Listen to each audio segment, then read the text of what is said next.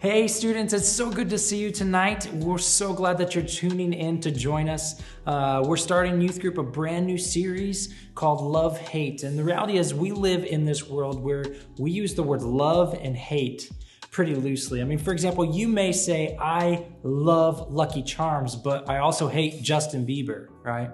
Or you may love Marvel movies, but really hate cats. I mean, you get the idea, right? We live in this love-hate culture. Love is a big deal to us. Most of the biggest movies in the theater have some sort of love story attached to them. And a lot of the songs at the top charts are all about love. Americans alone spend $20.7 billion on Valentine's Day.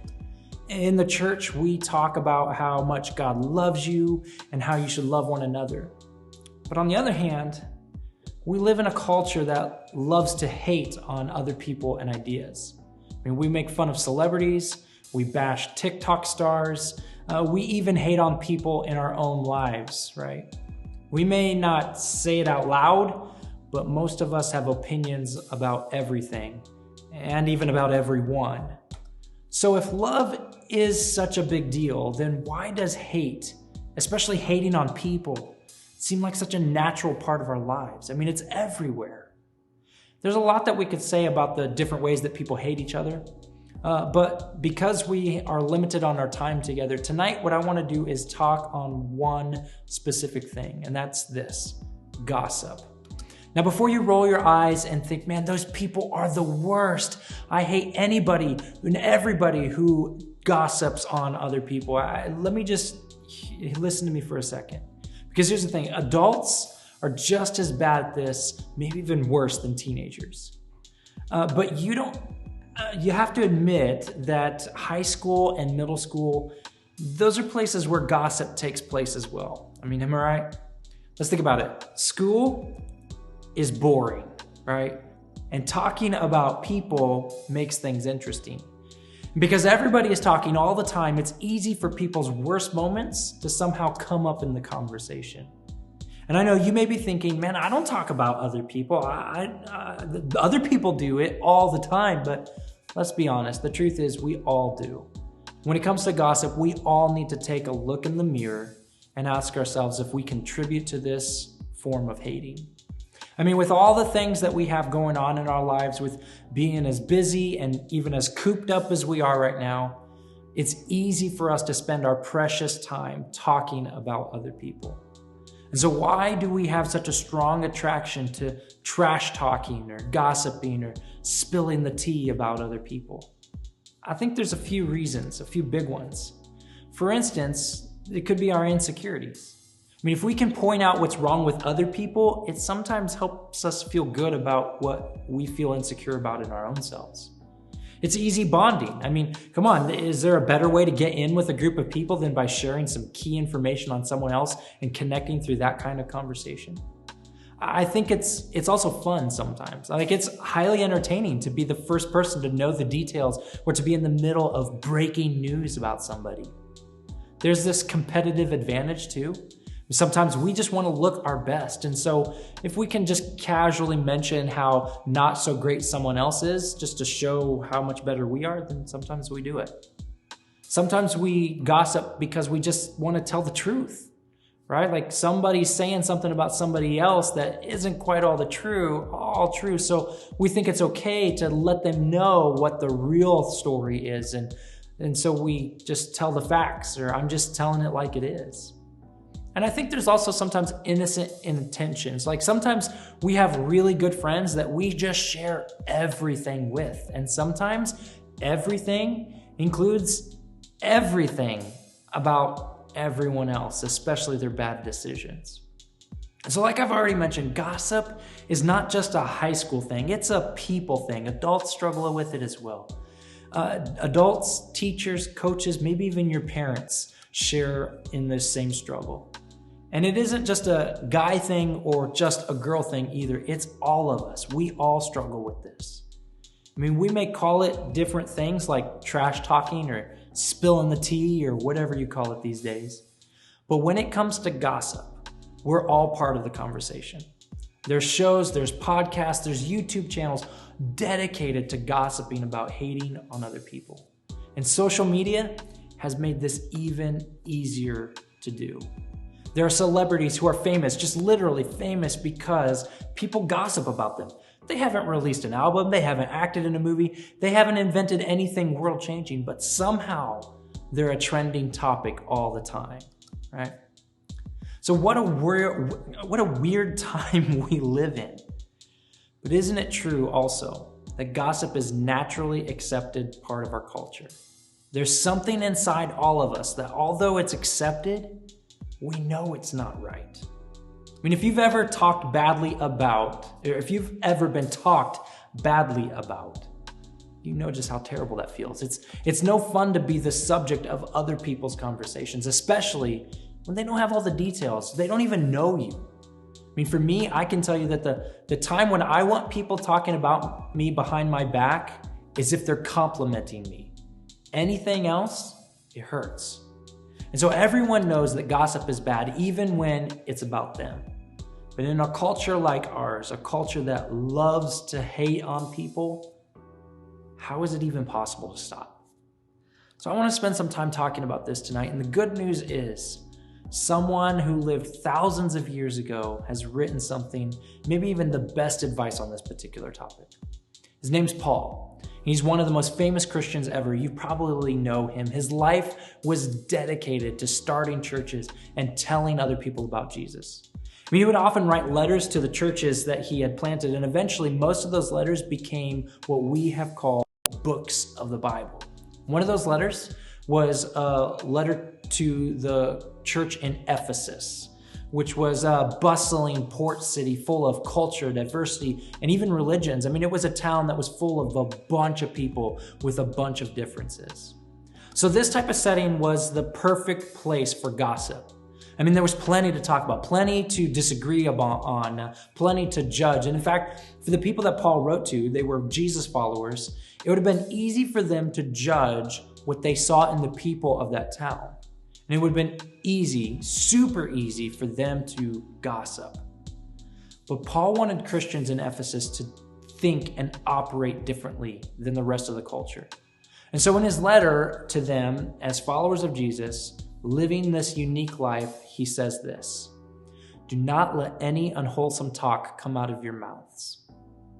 Now, in this one sentence, Paul makes it clear that unwholesome talk is not supposed to be a part of our lives. Now, I get it. Some of us, when we read that, we think, oh man, you shouldn't say bad words. You shouldn't cuss. You shouldn't swear. Well, that's probably a good idea. I think there's more to what Paul is saying than just don't use this specific set of words, right? This letter was originally written in Greek. And if we were to look at the original word for unwholesome in Greek, one of its meanings is rotten. And that, my friends, is a great word to describe what gossip is. Talk that rots.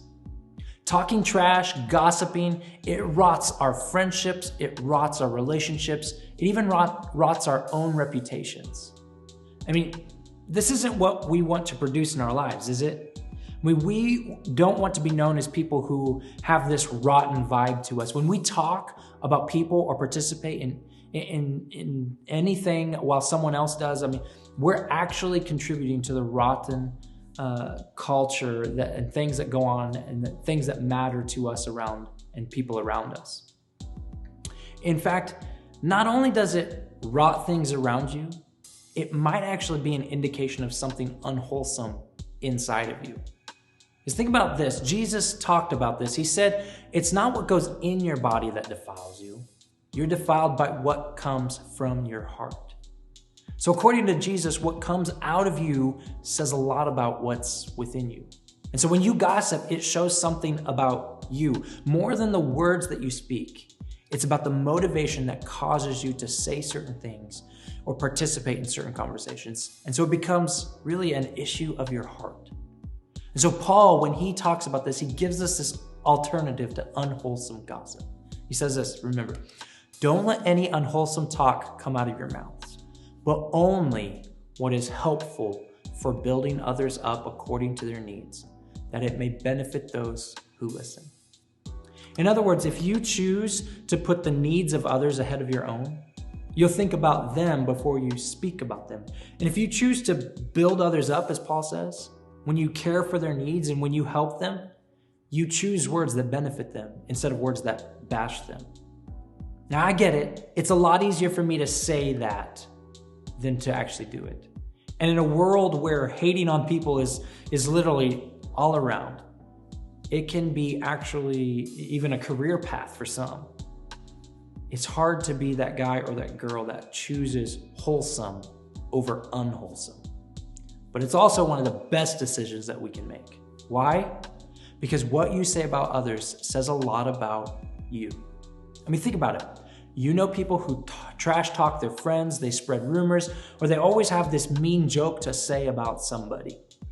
And when you think about that person, you think about that part of them. It seems like hating on people is what they're all about.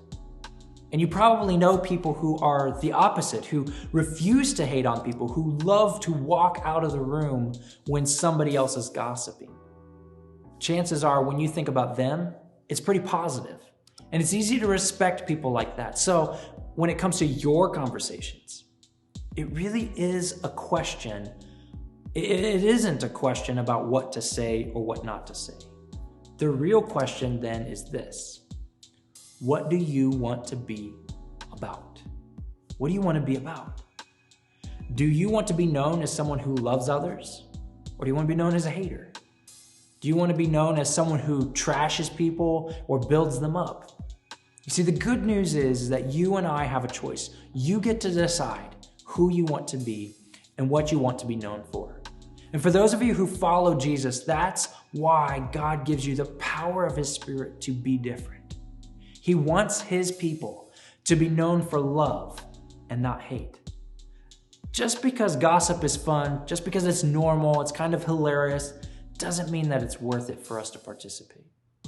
Instead, you and I get to choose to be about something different. We can seek the kind of reputation that Paul talked about, one where we're known as people who use our words to help others and to build them up and make their needs a priority. We simply choose love over hate. And so think about it this way. Let love be what you're about. Let love be what you're about. Of all the things that we could be known for, let's start with the thing that Jesus said was the greatest: love. And I think that's why you and I have to start with the words that come out of our mouths. It starts with us deciding to care about other people no matter what they do. And it translates from our words. We all have a way of deciding what we say. None of us would ever admit this, but deep down, we know that sometimes we decide what we say by answering some of these questions. Will it make me look funny? Will it make me look cool? Will it make me look smart? Is it mostly true? I mean, these sometimes are the filters that we use to lead to unwholesome talk and rotten words. And before we know it, something rotten comes out of our mouth and starts spreading in our relationships. And so I think we need a new question. I think we need to start asking the word that Paul gives us, because I think it ties perfectly into what we want to be as people who are about love. And the question is this: is this helpful?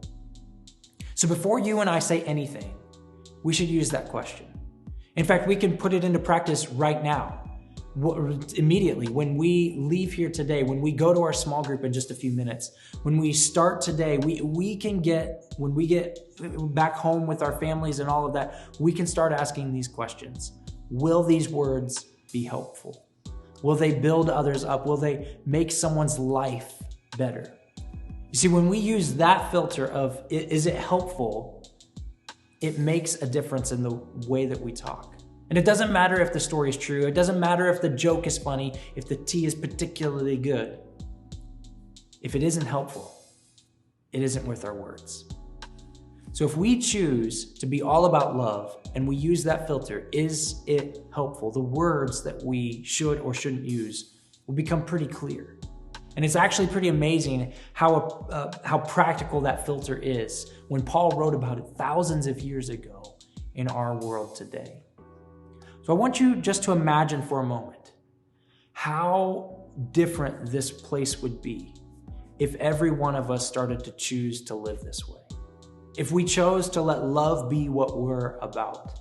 What would happen in your family, for instance, if we refused to judge, to hate, to talk bad about, to gossip? Imagine what would happen in your group of friends. Imagine if we chose to be the people who used our words to help build others up. I think that this would have a huge impact in every relationship that we have. In fact, it may just change the view that some people have of Christians in general. Imagine if Christians, every Christian, was known for being about love instead of hate. How much more appealing would it be to follow God? How much more magnetic would the church be? How much more would people all around us be willing to get to know Jesus if we acted like the thing that he said was most important, love, was actually most important? Here's the thing. All of us get to decide whether we're going to be known for being about love or being about someone who loves to hate. So tonight I want to challenge you. Let's let love be what we're all about.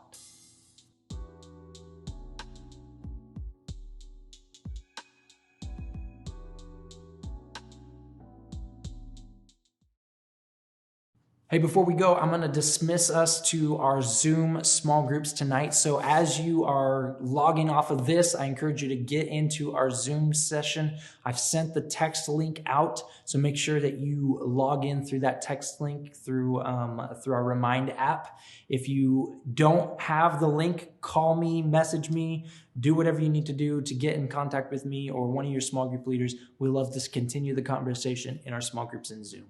We'll see you in a few minutes. Have a great night.